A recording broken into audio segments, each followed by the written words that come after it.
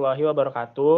Pada kesempatan kali ini, kami dari kelompok 9 akan mempresentasikan tugas besar pengenalan komputasi yang kedua, yaitu analisis data. Kelompok kami beranggotakan Saya Tony Arfendani Suara dengan NIM 169211138. Saya Rizky Nimpar Perangin Angin dengan NIM 169211142. Saya Grosano Sejati dengan NIM 169211146. Saya Muhammad Tauhid dengan NIM 169211150.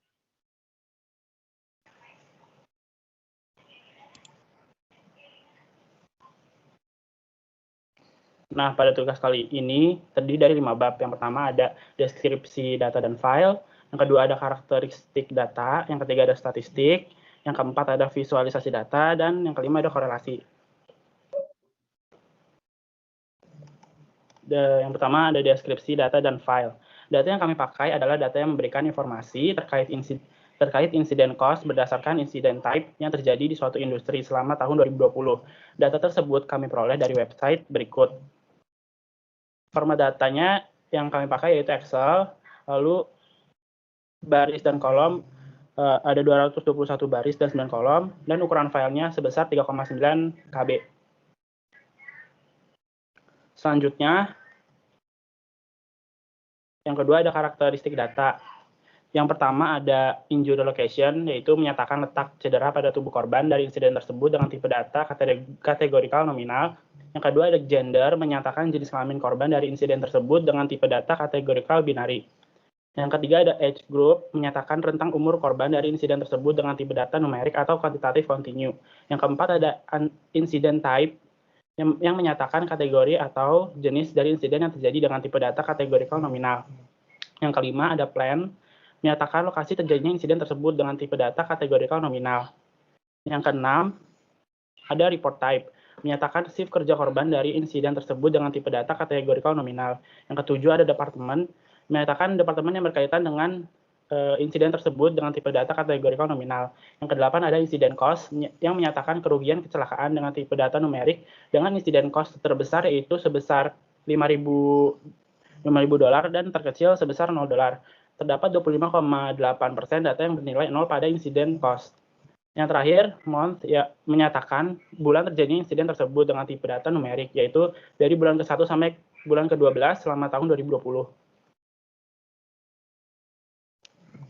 Oke, selanjutnya yakni statistik. Statistik di Excel itu ialah suatu fungsi dalam Excel yang berguna untuk menggambarkan statistik suatu data, mulai dari rata-rata, median, modus, nilai max, nilai min, dan lainnya. Nah, beberapa fungsi di Excel itu yang terkenal itu seperti ada beberapa seperti sum, count, average, dan banyak lainnya.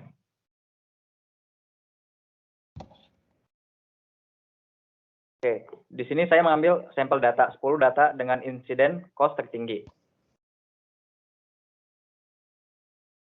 Kemudian ada 10 data lagi dengan insiden cost terendah. Nah, saya mengambil 10 data dengan insiden cost tertinggi dan terendah menggunakan filter sort. Nah, jadi diurutin dari A sampai Z atau dari Z sampai A.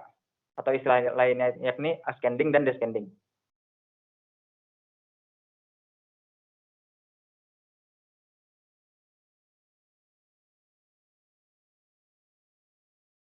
Selanjutnya yakni perhitungan data statistik. Yang pertama yakni rata-rata. Jadi rata-rata ini ialah kecenderungan suatu bilangan. Jadi biasanya dihitung dengan menjumlahkan setiap angka, lalu membaginya dengan banyaknya angka tersebut. Nah, cara untuk mencari data-data yang pertama yakni menyiapkan datanya. Yang kedua yakni karena kita menggunakan Excel, jadi kita menggunakan fungsi Excel, yakni sama dengan average dari number 1 sampai number 2. Nah, dengan number 1 dan number 2 ini ialah deretan nilai yang akan dihitung rata-ratanya. Kemudian tinggal kita tekan enter dan akan muncullah hasilnya.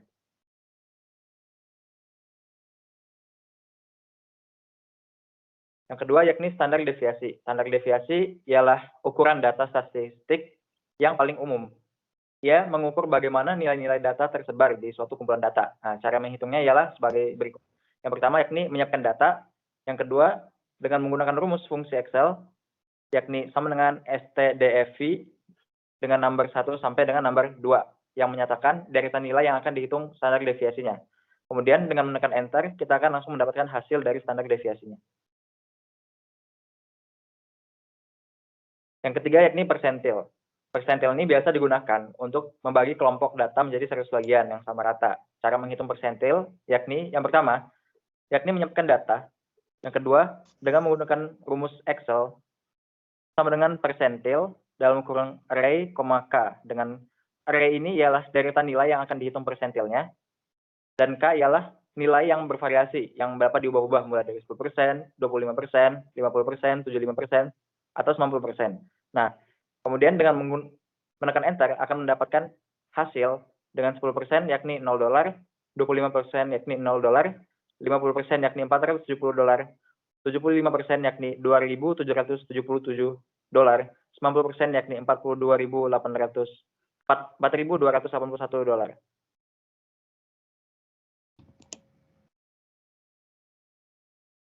Yang selanjutnya yakni ekstremum. Ekstremum ini ialah nilai yang kita fungsi yang dapat menentukan nilai maksimum dan minimum dari suatu data. Nah, cara mendapatkannya yakni yang pertama kita ingin mencari nilai maksimum dengan menggunakan rumus Excel yakni sama dengan max number 1 sampai number 2. Dengan number 1 dan number 2 ini untuk mencari nilai maksimumnya dengan deretan nilai yang akan dicari nilai maksimumnya. Dan jika dipencet enter akan mendapatkan hasil nilai maksimum. Kemudian untuk mencari nilai minimum, yang pertama kita siapkan data, yang kedua dengan menggunakan rumus Excel yakni sama dengan min dari number 1 sampai number 2. Dengan number 1 dan number 2 ini yakni deretan nilai yang akan dicari nilai minimumnya. Dan kemudian klik enter akan menghasilkan hasil nilai minimum sesuai dengan data yang diperoleh.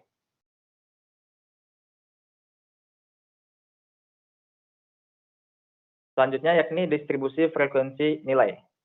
Distribusi frekuensi nilai ini yakni suatu fungsi yang dapat digunakan untuk menghitung seberapa sering suatu nilai muncul dalam suatu data. Jadi ini seperti rangkuman dari semuanya yang tadi sebelumnya. Cara memperolehnya itu yakni dengan membuka Excel, kemudian menuju option data, kemudian data analisis, lalu kita pilih descriptive statistik, kemudian kita input datanya dengan menginput range yang ingin diketahuinya. Nah, dalam hal ini kita ingin mengetahui tentang incident cost. Lalu kita klik OK dan akan menampilkan seperti yang di layar ini. Nah, dari data statistik tersebut kita dapat mengetahui rata-rata dari standar deviasi, persentil, ekstremum, dan lainnya, sehingga kita tahu statistik dari suatu data tersebut. Dan yang selanjutnya adalah visualisasi data, di mana pengertian dari visualisasi data adalah representasi dari data atau informasi yang telah diabstraksikan dalam bentuk skematis termasuk atribut atau variabel dari unit informasi. Visualisasi data memiliki tujuan utama yang mengkomunikasikan informasi secara jelas dan efisien kepada pengguna. Contohnya adalah grafik seperti yang kami kerjakan. Nah, ini adalah perbandingan kategori. Di sini kami membandingkan kategori incident type dan incident cost. Di sini ada beberapa jenis dari incident type dan ada jumlahnya yang kami peroleh dengan cara memfilter satu-satu yang dari incident type dan kami jumlahkan dengan menggunakan sum dari tabel yang kami blok. Dan di bawah ini adalah berupa grafik yang kami cantumkan dalam laporan kami. Di sini kami membuat dengan semuanya berwarna hijau. Dan warna-warna ini semakin gelap, semakin banyak jumlahnya. Berikutnya adalah yaitu penampilan perubahan terhadap waktu. Di sini penampilan perubahan terhadap waktu dengan cara yang sama kami mendapatkan data seperti gambar 4.3.1 tabel jumlah data per bulannya. Di sini dengan cara memisahkan data satu-satu dengan menggunakan filter dan kami jumlahkan menggunakan rumus yang sama seperti cara sebelumnya. Dan di sini ada berupa visualisasi dengan line chart dan visualisasi dengan line area. Di sini kita dapat melihat dengan lebih mudah dengan menggunakan line chart di mana dia bernilai relatif naik turun pada data yang kami buat, dan pada gambar 43.2 juga ada sebuah garis linear. Nah, yang selanjutnya itu adalah penampilan hierarki dan hubungan keseluruhan bagian. Di sini kami membuat ada berupa incident type dan bulan-bulannya. Di sini kami menjumlahkan banyak kategori incident type per bulannya ada berapa, begitu dalam 12 bulan. Dengan menggunakan rumus count if yang ada S-nya, dan dalam kurung itu kita membuat tabel dari tanggalnya, koma, karena dalam Excel ini kami menggunakan koma bukan titik koma, angkanya, koma, nama kategori incident type-nya dan nama incident type-nya. Lalu membuat grafiknya dengan menggunakan visualisasi dengan stack bar chart dan seperti ini. Ini akan lebih memudahkan kita untuk melihatnya. Seperti ini warna biru ada burn dan equipment dan yang lain-lain. Kita lebih mudah dalam melihatnya walaupun di sini angkanya dalam rentang 55 angka.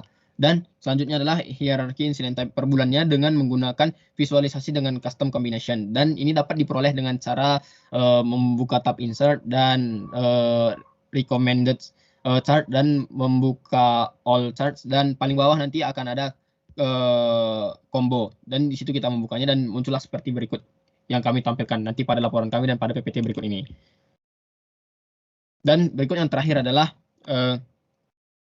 plotting relationships. Di sini plotting ini untuk mencari incident cost ini seperti cara perbandingan kategorikal dengan cara yang sama, dan total incident types ini dengan menggunakan count if tanpa S dan dalam kurung koma range-nya di koma kriterianya, dan dapat seperti berikut ini. Dan pada gambar 4.5.2 korelasi total incident type dan incident cost. Di sini yang ini sebenarnya adalah pada laporan kami telah kami menjelaskan ini sebenarnya bukan 0, tapi ini adalah karena angkanya sangat kecil. Ini adalah grafik dari ini adalah aksis X. Aksis ini adalah grafik dari total incident type yang berwarna biru ini. Tetapi karena angkanya sangat kecil yang berupa 11, 20, 23, 22 ini merupakan sangat kecil, jadi dia tampak seperti 0. Dan ini adalah nilai dari incident cost-nya sendiri. Begitu juga dengan korelasi total incident type dan incident cost. Di sini kami menggunakan seperti bubble atau gelembung. Di sini merupakan dari ini merupakan satu bagian dari scatter plot dari tab insert. Untuk berikutnya ada korelasi. Apakah korelasi itu? Menurut ilmu statistika, korelasi merupakan salah satu teknik statistik yang digunakan untuk mencari hubungan antara dua variabel yang bersifat kuantitatif, yang nilainya berupa angka. Dua hal dikatakan melalui keterhubungan jika nilai korelasi mendekati -1 atau 1, dan jika korelasi mendekati 0, artinya kedua variabel tersebut kurang memiliki keterhubungan. Jika didapatkan nilai korelasi mendekati 1, artinya jika satu nilai meningkat, maka nilai yang lain secara linear akan meningkat. Jika didapatkan nilai korelasi mendekati -1, artinya jika suatu nilai menaik, maka nilai yang lainnya akan secara linear menurun.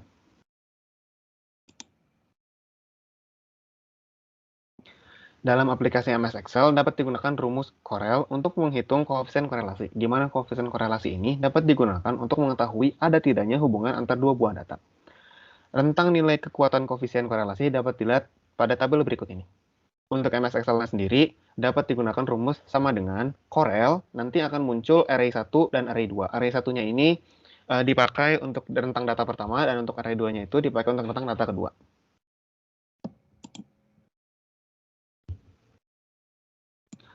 Lalu untuk korelasinya, kita menggunakan korelasi antara month dengan incident cost.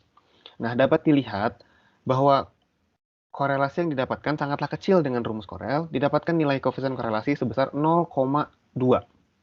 Yang dimana 0,2 ini sangat jauh dari 1. Maka dari itu, dapat disimpulkan bahwa tidak ada korelasi sama sekali antara month dengan incident cost. Lalu untuk data lain tidak dimungkinkan untuk ditemukan korelasi dikarenakan format data yang merupakan kata maupun kalimat tidak dapat dikorelasikan dengan data yang bersifat angka.